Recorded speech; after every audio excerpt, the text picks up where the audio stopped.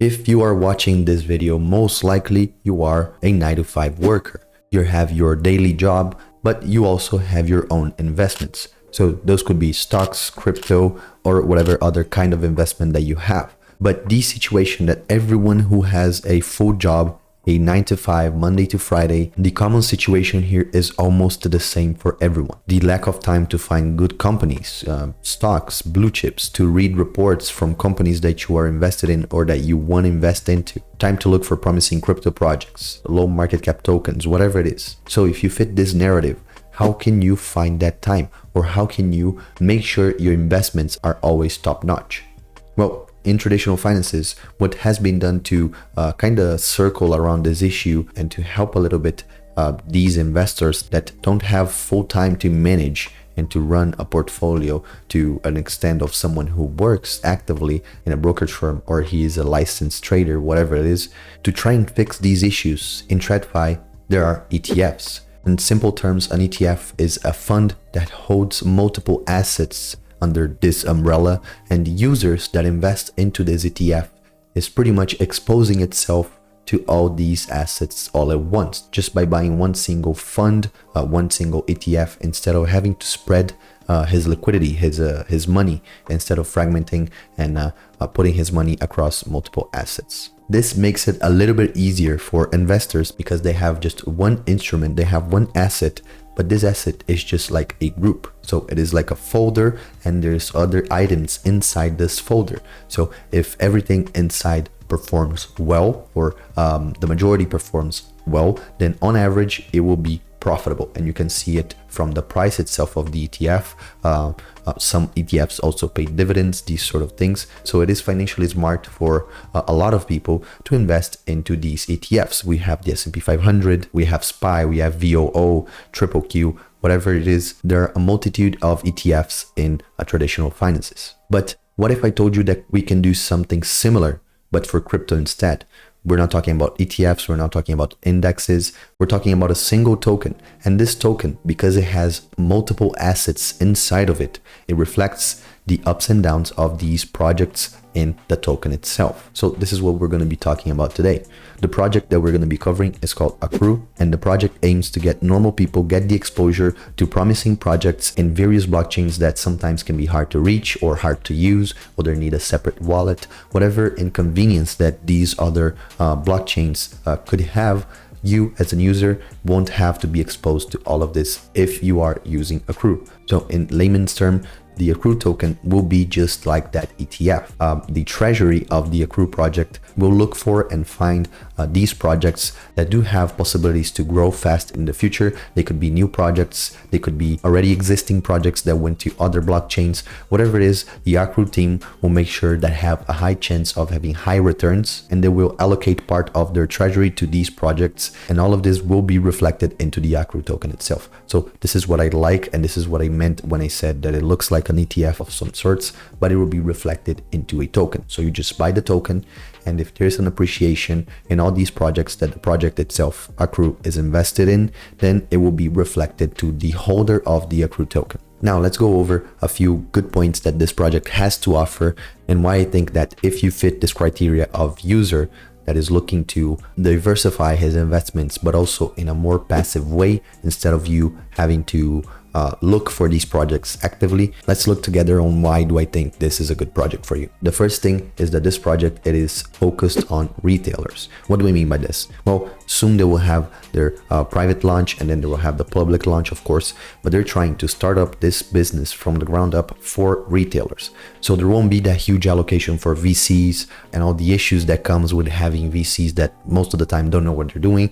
They are retail focused. So you as a retailer will be able to participate, get into the private sale, and then get into the public sale. Of course, getting into a private sale is always better as a token projection, because usually you get in at a discounted price than when it is on public launch. And this means you will be able to support the project while also getting in at a private sale, which as a retailer, is a huge start if you want to grow your capital a little bit faster than, for example, if you get in a public sale. Another thing that makes sense for me is accountability. This isn't a fully anonymous project. Right now we're seeing an increased number of anonymous projects, and this might mean nothing, but it also can mean if in a worst case scenario you are not able to track the team behind a project if it fails. But for this, for example, we have accountability because one of the founders, one of the core members of the Accru project is Dan. Dan is another YouTuber that most likely you've seen recommended here from my channel. He, like me, has been covering crypto projects for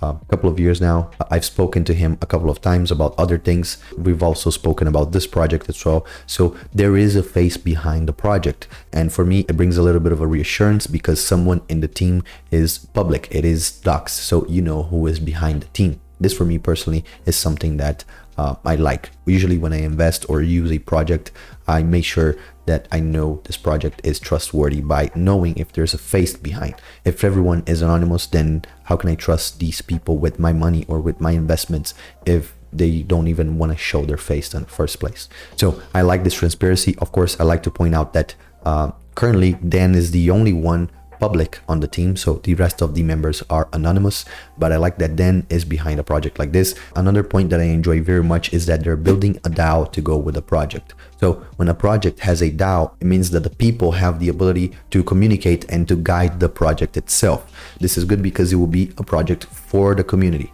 meaning that the community can decide, they can find together new projects, people can invest their time and effort to make sure Accru is indeed a profitable project for other people who don't have the time to invest into looking for these tokens or projects on other blockchains.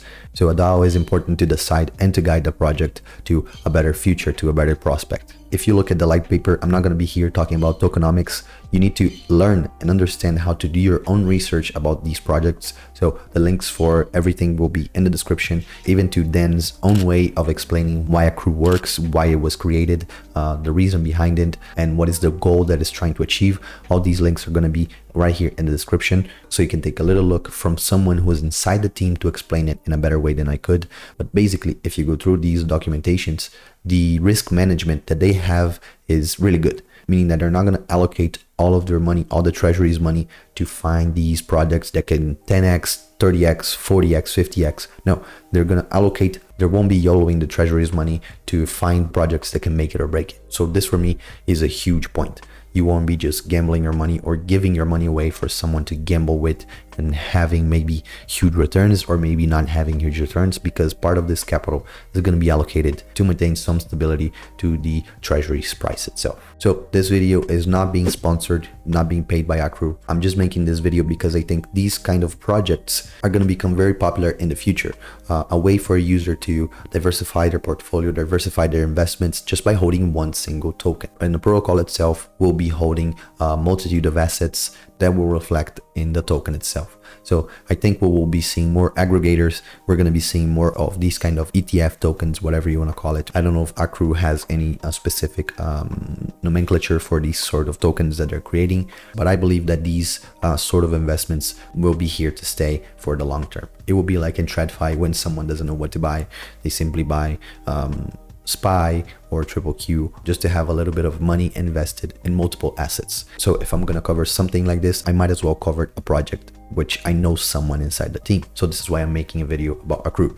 So of course, project isn't live yet, but if it is something that is interesting to you, the links again are going to be down here in the description, so you can take a look, do your due diligence, and understand if that's something that you would like to rely on for your diversification of your crypto portfolio. Future Avatar here, interrupting this video just because right now we have a date for the private sale. It's going to be on August 7th at 3 p.m. UTC. Again, August 7th, 3 p.m. UTC. So if this is a project that you're interested in, a private sale, as I mentioned before in the video, a private sale is a good opportunity for you to have better chances at having possible future gains, because if you're buying a token at a discounted price, which is usually what happens in a private sale, the price at public sale and the price when it launches is going to be a little bit higher. So you're already going to be starting off better than those who get in at public sale and launch and whatsoever. So again, after you've done your due diligence, you believe in this project and you want to allocate some capital, again, this is the date for you to do so. Sorry for interrupting. Let's go back to the video.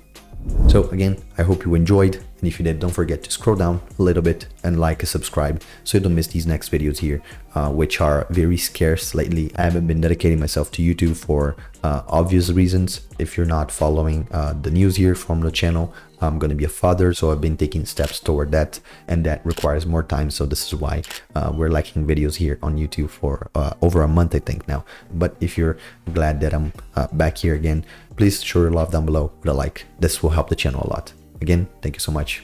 I'll see you next one. Peace.